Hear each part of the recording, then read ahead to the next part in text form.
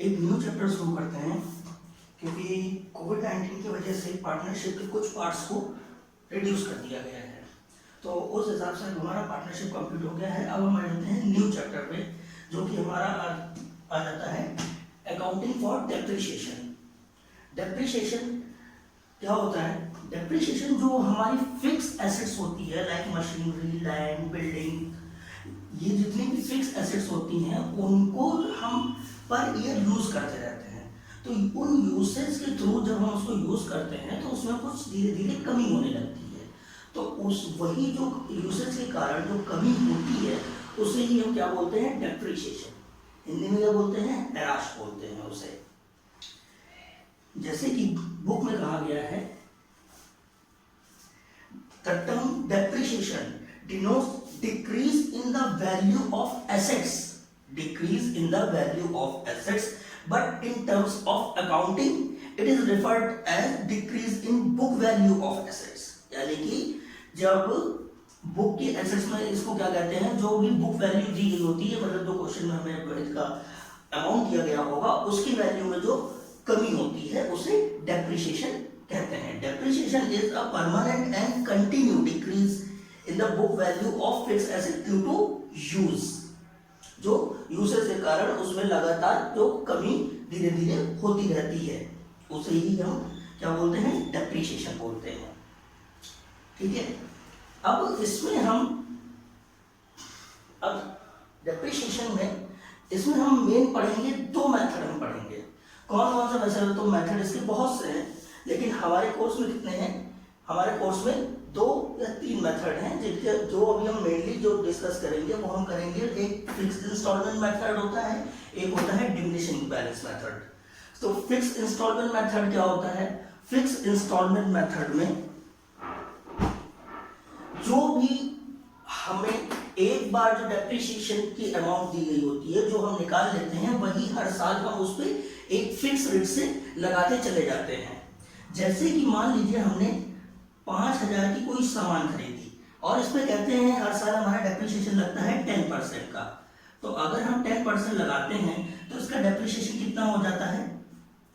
आ जाता है 500 रुपीज आ जाता है। अगर हमने 5,000 की कोई मशीन खरीदी उस पर डेप्रिसिएशन लगता है 500।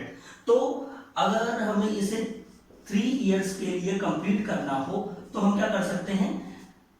हर साल क्या करेंगे? पर ईयर 500 का ही डेप्रिसिएशन, ये चेंज नहीं होगा, 500 का ही हम हमेशा लगाते चले जाएंगे। डिमिनिशिंग बैलेंस मेथड में क्या होता है? जैसे कि अगेन इसी पे आ जाते हैं। 5,000 की हमने मशीन खरीदी थी, 10% इसमें भी कहा था, डिमिनिशिंग में भी, और हमारा आ गया 500। ये आया फर्स्ट ईयर का। फिर हम इसमें से इस वैल्यू को जब लेस करेंगे, यानी कि 5,000 में से 500 को लेस कर देंगे, तो हमारे नेक्स्ट ईयर हमारी कितने की मशीन बन जाती है? 4,500 की। अब इसमें हम क्या करेंगे? इसमें हम दोबारा से 10% लगाएंगे और फिर हमारा जो डेप्रिसिएशन आ जाता है वो 450 हो जाता है। इसी तरह से इस डेप्रिसिएशन को फिर इसमें से लेस करेंगे, जो न्यू बैलेंस आएगा उसमें हम फिर से डेप्रिसिएशन लगाएंगे। ये होता है, ये ऐसे कंटिन्यू हर साल जो भी बैलेंस हमारा आएगा, हर बैलेंस पे वो परसेंटेज हर बार लगती चली जाएगी। ये हो जाता है हमारा diminishing balance method. Fixed balance method में क्या होता है? फिक्स्ड इंस्टॉलमेंट मेथड में एक बार जो हमने डेप्रिसिएशन निकाला है वही हर साल लगता चला जाएगा। इसमें क्या होगा? इसमें हर साल चेंज होता चला जाएगा। हमें बस यही पढ़ना है। अब आ जाते हैं क्वेश्चंस पे।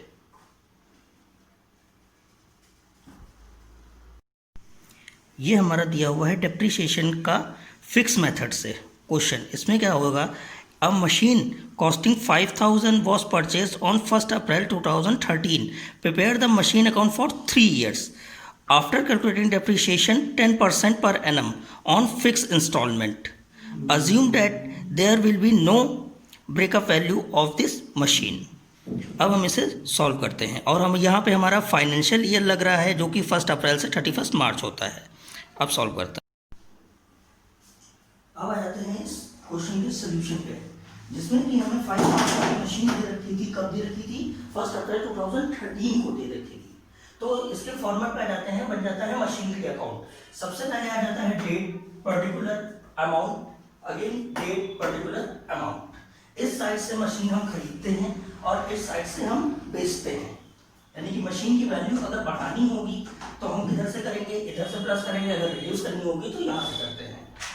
तो हमें जो पहला क्वेश्चन दिया हुआ है, हमें 3 इयर्स के लिए इसके लिए अकाउंट को तैयार करना है।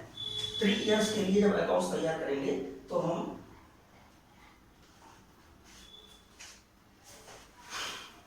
कब हमारा दिया था, 2013 में दिया था, क्योंकि इसमें फाइनेंशियल ईयर लग रहा था जो हमारा होता है 1 अप्रैल से 31 मार्च। तो यहाँ पे आके हमारा 31 मार्च को ईयर चेंज हो जाएगा, नेक्स्ट ईयर के 31 मार्च को, ये हो गया। देन हमने मशीन कितने की ली थी, 5000 की, तो यहाँ पे आ जाता है टू बैंक अकाउंट। यहाँ पे बैंक या कैश जैसे भी हमने खरीदा होगा वो हम यहाँ पे पुट कर देंगे, कितने की, 5000। और जब हम इसका 10% की हमसे कह रहे हैं पर ईयर लग रहा है और ये पूरा साल चल रही है हमारी मशीन, तो इस पे भी डेप्रिसिएशन लग जाएगा पूरे ईयर का। क्या आ जाएगा, बाई डेप्रिसिएशन अकाउंट। जब हमने इसका 10% फाइंड किया तो आ गया 500, जो कि फिक्स बैलेंस मेथड से इंस्टॉलमेंट मेथड लगा रहे हैं, तो एक बार जो हमारा डेप्रिसिएशन आ जाता है वही हम हर साल यूज करते हैं। तो अब इसी डेट को हमारा बैलेंस कितना आ जाएगा इसका, बाई बैलेंस कितना हो जाता है, जब क्या करेंगे, इस 5000 में से 500 को हम लेस कर देंगे तो हमारे पास बैलेंस आ जाता है 4500। ये हमारा एक साल कंप्लीट हो जाता है। 5000 और हमें 3 इयर्स का अकाउंट बनाना है, ये हो गया, फर्स्ट ईयर कंप्लीट हो गया। अब आ जाते हैं नेक्स्ट ईयर पे। अब हमने ये फाइनेंशियल ईयर हमारा खत्म हुआ था 2014 के 31 मार्च को, मार्च के बाद आ जाता है 1 अप्रैल, तो यहाँ पे हमारी डेट आ जाती है 2014 और ईयर ये क्या चलेगा, 2015 हो जाएगा नेक्स्ट ईयर, क्योंकि यहाँ पे आ जाता है 1 अप्रैल और यहाँ पे आ जाता है 31 मार्च।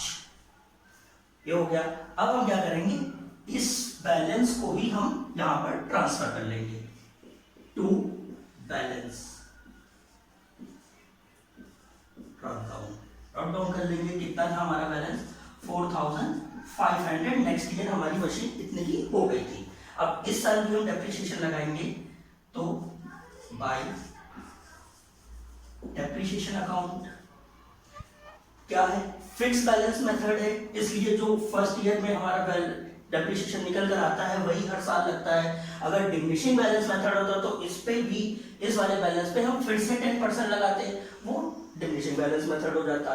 तो यही बैलेंस हमारा, यही डेप्रिसिएशन हमारा फिर से आ जाएगा 5500 रुपीज, और हमारा इसी को बैलेंस आ जाता है बाई बैलेंस।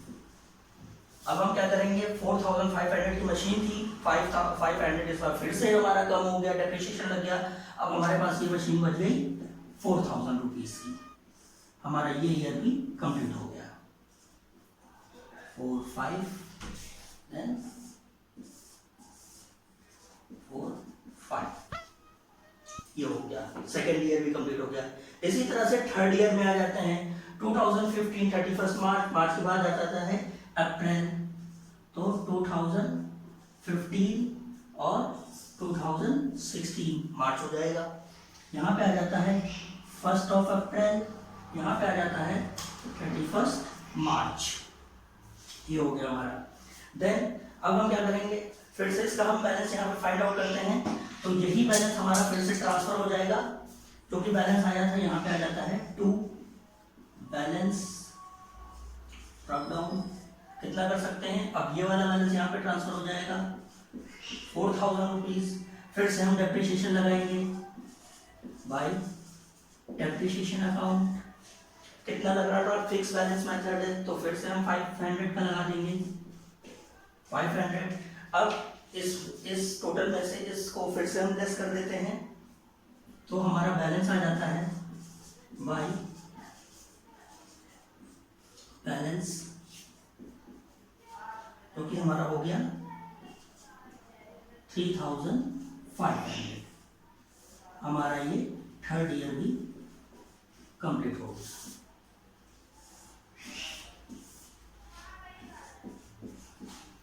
अब हम क्या करते हैं, कुछ क्वेश्चन को यहाँ खत्म करते हैं, तो यही बैलेंस हम यहाँ पर उतार लेते हैं। 2016 1 अप्रैल क्या था बैलेंस, टू